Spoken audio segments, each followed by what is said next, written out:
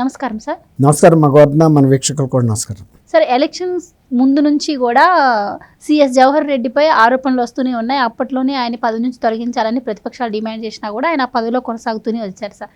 ఎన్నికల్లో ఆయన ప్రభావం ఉంటుందని కూడా ఒకప్పుడు ప్రతిపక్షం వాదించిన పరిస్థితి. ఇప్పుడు ఎలక్షన్లు అయిపోయిన తర్వాత అదే నిజమని అనిపించేలా ఆంధ్రప్రదేశ్లో పరిస్థితులు అయితే ఉన్నాయి సార్. ఎందుకు అంటే అంత గొడవలు జరుగుతున్నా కానీ ఆయన ఇంతవరకు స్పందించలేదు. మరి అధికార పక్షానికి చెందినటువంటి పిన్నెల్లి రామకృష్ణారెడ్డి వంటి వాళ్ళు కూడా ఈవీఎంలు పగలగొట్టినా కూడా ఇప్పటికీ ఆయన దానిపై స్పందించలేదు, చర్యలు తీసుకోవాలని రిపోర్టు కూడా చేయలేదు సార్. సో వీటన్నింటి నేపథ్యంలో సీఎస్ కావాలని ఇదంతా చేశారు అని వార్తలు అయితే వస్తున్నాయి. ఎంతవరకు నిజమంటారు సార్? ఇప్పుడు మీరు మీ ఇంట్రోలో ప్రస్తావించినట్టు మన పిన్నెల్లి రామకృష్ణారెడ్డి గారిని ముందు తీసుకుందామమ్మా. ఇప్పుడు ఆయన ఎంత నేరం చేశాడు, తర్వాత ఆ నేరం చేసిన తర్వాత కూడా ఆయన నియోజకవర్గంలో ఉండాడు, ఎన్నో శుద్ధులు చెప్పాడు. ఇప్పుడు కూడా ఆయన ఏం మాట్లాడుతున్నాడు తెలుసా? సిఐని పంపూడిలో వేశారంట, ఒక సిఐని. ఆయన రావటం వలన అంతకుముందు కూడా ఎస్ఐగా పనిచేశాడు, ఆయన రెచ్చగొట్టాడు 4 గ్రామాల్లో ప్రజలని. వేరే ఒక సిఐని తీసుకొచ్చారు, ఒక కమ్మ సామాజిక వర్గానికి చెందిన వ్యక్తి అని చెబుతున్నాడు ఆయన. అసలు డీజీపీ, సిఎస్, తర్వాత వీళ్ళందరూ కూడా రెడ్డి సామాజిక వర్గానికి చెందిన వాళ్ళు, ముఖ్యమంత్రి జిల్లాకు చెందిన వాళ్ళు, ముఖ్యమంత్రి సామాజిక వర్గానికి చెందిన వాళ్ళు, అనేక మంది ఐజీలు, రెడ్డి, వీళ్ళందరూ ఎంతో మందిని సస్పెండ్ చేసిన అధికారుల్లో 80% రెడ్డిలే ఉన్నారు. మొన్న ఎన్నికల విధి నిర్వహణ నుంచి తొలగించిన వాళ్ళని కావాలంటే చూసుకోమనండి. ఆయన ఇవాళ ఈ మాట మాట్లాడటం, తను ఒక ప్రజాప్రతినిధి అయ్యుండి సిగ్గు లేకుండా ఆ ఈవీఎంని వెళ్ళి పగలగొట్టాడంటే, నీకు ఎన్నికల మీదే నీకు నమ్మకం లేనప్పుడు అసలు నువ్వు ఎందుకు పోటీ చేసినట్టు? నువ్వు ప్రజాప్రతినిధిగా పోటీ చేయొద్దు. నువ్వు పరిపాలిస్తున్నావు కదా 15 ఏళ్ల నుంచి ఆ ప్రాంతాన్ని, అనధికారికంగానే పరిపాలించు, ఒక నియంత్రణ నువ్వు. కాబట్టి నీకు అసలు ఎన్నికలతో అవసరం ఎందుకు? దాన్ని పగలగొట్టాల్సిన అవసరమే ఉంది. క్యూలో జనం నుంచున్న వాళ్ళంతా పిచ్చాళ్ళ, నీకో ఇంకొకటికో ఓటేయటానికే కదా వాళ్ళు వచ్చింది. ప్రజాస్వామ్యాన్ని నమ్మి ఆయన పరిగెత్తుకుంటా, ఒక ఏజెంట్ పరిగెత్తుకొచ్చి ఆపకపోతే కూడా అతను కూడా హెచ్చరించారు, కొట్టారు అతన్ని. ఈయన మాట్లాడతాడు, అతని పేరు వెంకటనారాయణ అనుకుంటాను. అతను వేసటం ఈయనకి పెద్ద ఇబ్బంది వచ్చి పడిందంట. ఏమన్నా అర్థం ఉందా? సిఐ ఒక పోలీస్ స్టేషన్ పరిధిలో ఆయన్ని ఏం చేయగలడు? అందులో ఎలక్షన్కి 2 రోజుల ముందు వేశారు ఆయన్ని. అది కూడా కేంద్ర ఎన్నికల సంఘం వేసింది, చంద్రబాబు నాయుడు గారు వేయలేదు, లేకపోతే ఇంకెవరన్నా ఇలా. అక్కడ ఉండే అధికారులు ప్రభుత్వానికి తొత్తులు కాబట్టే కదా నువ్వు ఇంత నేరం చేసినా ఇవాళకి రాక, నువ్వు ఇక్కడ రాక, తప్పించుకుని వచ్చారాక నీ మీద కేసు అసలు ఎవడు పెట్టలా. అసలు నువ్వు చేసినట్టు రాష్ట్రంలో ఎవరికి తెలీదు. మాచర్లలో ఆ పోలింగ్ బూత్లోనూ ఆ ప్రాంతంలో తప్ప దాన్ని మొత్తం సమసిపోయేటట్టు చేశారు అక్కడే. అది లీక్ అవబట్టి, వీడియో లీక్ అవబట్టి వాళ్ళ ప్రపంచం అంతటికి తెలిసింది, కేంద్ర ఎన్నికల సంఘానికి కూడా తెలిసి నివ్వెరపోయింది. ఇంత పెద్ద నేరం జరిగితే అసలు ఎట్లా ఓర్చుకున్నారు, ఎందుకు సహించారు, ఎందుకు కేసు పెట్టలేదు, అతని మీద పెట్టారా లేదా అని ఒక 6 క్వశ్చన్లు సంధించింది. అతని మీద ఎఫ్ఐఆర్ అయిందా లేదా, రిజిస్టర్ అయిందా లేదా, అతనేనా కాదా, చేస్తే ఎందుకు ఎఫ్ఐఆర్లో ఆయన మీద పెట్టలేదు, రిజిస్టర్ చేయలేదు, అరెస్ట్ చేయలేదు, ఇప్పటికైనా ఎఫ్ఐఆర్ బుక్ చేసి అరెస్ట్ చేయండి, రిజిస్టర్ చేయండి అని 5 గంటల లోపల ఇచ్చింది. ఆ వ్యక్తి ఇవాళ మాట్లాడతాడు ఎవరో అని. మరి సిఎస్ ఇన్ని అక్రమాలు జరుగుతుంటే ఇప్పుడు ఈ అక్రమం చాలు, ఇంత పెద్ద కేసుని పైకి రానివ్వకుండా చేయటం సిఎస్ దృష్టికి వచ్చినప్పుడు సిఎస్ బాధ్యత ఏంటి? కేంద్ర ఎన్నికల సంఘానికి ఆయన చెప్పాలి కదా, ఫలానా సాటి ఇలా జరిగింది, ఫలానా వ్యక్తి చేశాడని. ఎక్కడికక్కడ గప్చిప్ సంబార్బుడ్లాగా చేశారు. ఇప్పుడు పిన్నెల్లి రామకృష్ణారెడ్డి గారు ఫోన్లో చూస్తే సజ్జల రామకృష్ణారెడ్డి గారిని కాంటాక్ట్ చేయడానికి ఆయన పిఏ కోసం ప్రయత్నిస్తున్నాడు. వీళ్ళందరూ ఒకటే, సజ్జల రామకృష్ణారెడ్డి గారు, జవహర్ రెడ్డి, వీళ్ళందరూ సాయంత్రానికి తాడేపల్లి ప్యాలెస్లో కూర్చుని మంత్రాంగం యంత్రాంగం నడిపేవాళ్లే కదా. కాబట్టి పిన్నెల్లి ఇప్పుడు అక్కడే తెలిసిపోతుంది కదా ఈయన్ని ఎంత ఇన్వాల్వ్ అయ్యి కేసుల నుంచి వీళ్ళని కాపాడుతున్నాడు అధికార పార్టీకి సంబంధించిన వ్యక్తులను అనేది.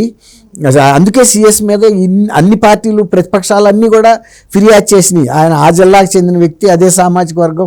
అంతకుముందు మరి ఏబి వెంకటేశ్వరరావుని కూడా తొలగించింది, తమ సామాజిక వర్గానికి చెందిన వ్యక్తినే కదా కేసు పెట్టి తీసేసింది. ఇప్పుడు కూడా ఎన్ని ట్రిబ్యునల్స్ ఆయనకి ఫేవర్గా ఇచ్చినా, హైకోర్టులు ఇచ్చినా కూడా ఆయన్ని నియమించట్లా. ఆయన అందులో ఈ 1 వారం రోజుల్లో రిటైర్ అవుతున్న వ్యక్తిని. మరి వీళ్ళు కులాల గురించి మాట్లాడితే దెయ్యాల వేదాలు వల్లిచ్చినట్టుగా ఉంటాయి. వాళ్ళ నలుపు వాళ్ళు చూసుకోవాలి కదా. అవును సార్, సిఎస్ మీద కూడా ఎలక్షన్ ముందు నుంచి ఆరోపణలు వస్తున్నాయి. ఆయన ఉంటే సజావుగా ఎన్నికలు జరిగే అవకాశం లేదని కూడా ప్రతిపక్షాలు చెప్తున్నాయి. అయినా సరే ఆయన కంటిన్యూ చేస్తూ వచ్చింది కేంద్ర ఎన్నికల కమిషన్. తీరా ఇప్పుడు జరిగిన పరిస్థితులను బట్టి చూస్తే మరి ఆయనకు బాధ్యత వహించాల్సిన అవసరం లేదు. ఇప్పటికి కూడా ఆయన ఎందుకు ప్రశ్నించట్లేదు అంటారు? ఖచ్చితంగా ఉంటుంది. ఇప్పుడు ఇది ఇంతటితో అయిపోలేదమ్మా, ఇది ప్రాథమిక రియాక్షన్ మాత్రమే. ఎన్నికల సంఘం ఇంకా కొంత డీప్గా ఆలోచించి ఇందులో ఇంకా కొన్ని సంఘటనలు బయటకు రావాల్సినవి కూడా ఉన్నాయి. ఇప్పుడు దాకా ఇది ఎవరికి తెలియలేదు కదా. ఇలాంటి ఎన్ని సంఘటనలు ఉన్నాయో రేపు ఇంకా నిదానంగా కూడా బయటకు వచ్చినప్పుడు సిఎస్ పాత్ర ఏంటనేది తెలుస్తుంది. తర్వాత ఇప్పుడు ట్రిబ్యునల్ నుంచి ఏబి వెంకటేశ్వరరావు గారు ఆర్డర్ తెచ్చుకుంటే దాని మీద మళ్ళీ హైకోర్టుకి వెళ్ళటం ఎందుకు? హైకోర్టు ఒకసారి రద్దు చేసింది, ఆయన సస్పెన్షన్ చెల్లదని.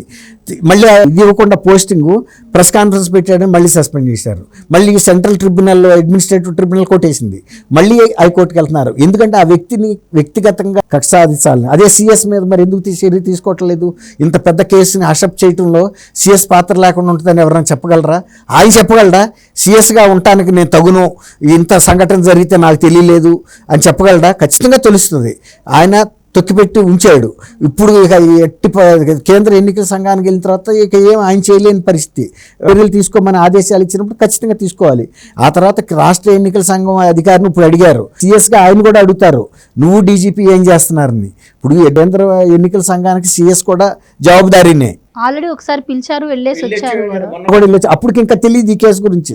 అప్పుడు తెలియదు కాబట్టి ఇంకా ఊరుకున్నారు. ఇప్పుడు తెలిసిన తర్వాత ఇప్పుడు దీని మీద కూడా చర్య తీసుకోవాలి. దీని మీద సంజాయిషి అడగటమే కాదు, అసలు దీని మీద అసలు నువ్వు సీఎస్గా ఎలా కంటిన్యూ కాగలుగుతావు? ఇంత పెద్ద కేసు నీ దృష్టికి రాకుండా ఉందా? వస్తే నువ్వు ఎందుకు కప్పిపుచ్చే ప్రయత్నం కూడా చేస్తున్నారు? కప్పిపుచ్చే ప్రయత్నం అనేది వాళ్ళకి వెంటనే అర్థం అవుద్ది. అక్కడ ఉన్న వాళ్ళు కూడా ఐఏఎస్ ఆఫీసర్స్ ఇట్లాంటి రాష్ట్రాలని 25 రాష్ట్రాలని వాళ్ళు పరిపాలన చేస్తున్నారు. తెలియదని కాదు, ఖచ్చితంగా తెలుస్తుంది. అందువల్ల సిఎస్ నాకు తెలియదని తప్పించుకోవటానికి కానీ అవకాశం ఉండదు. ఎందుకంటే ఇంత ఘోరమైన పరిస్థితులు ఎప్పుడు కూడా రాష్ట్రంలో జరగలేదు. మరి ఆయన డీజీపీతో సమన్వయం చేసుకుంటూ టోటల్ అడ్మినిస్ట్రేషన్కి సిఎస్ఏ బాధ్యుడు. Law and order also include in administration. Law and ఆర్డర్కి సపరేట్ ఏమి ఉండదు. కొంత భాగం సిఎస్ కూడా గమనిస్తూ ఉండాలి. డీజీ ఈయన సబార్డినేటే సిఎస్కి సెల్యూట్ చేయాల్సిందే. అంటే సిఎస్ పిలిస్తే ఆయన కూడా రావాలి. అండ్ ఆర్డర్ కూడా టోటల్ అడ్మినిస్ట్రేషన్లో ఒక వింగే తప్ప కేవలం డీజీ మీద తోసే సిఎస్ తప్పుకోలేడు. ఎక్కడా కూడా జరగదు అది. కాబట్టి రేపు సిఎస్ని కూడా అడ్రస్ చేస్తూ వాళ్ళు అడుగుతారు. ఖచ్చితంగా ఇంకా ఇట్లాంటి నేరాలు ఇంకా బయటికి ఏమేమి రావాల్సి ఉన్నాయో వస్తాయి. ఇప్పుడు కదా ప్రజలకు ధైర్యం వస్తుంది. ఇంతకుముందు రాక ఇప్పుడు పోలీసులు అక్కడ అంత పెద్ద కేసు అయితే మాచర్లలో ఎవరు కూడా ఆ కేసు గురించి ప్రస్తావన చేయకుండానే ఎలక్షన్లో దాటిచ్చేసాం మమా అనిపించారు కదా. ఇవన్నీ దాంట్లో కుమ్మక్క అవ్వకుండా జరగదు కదా.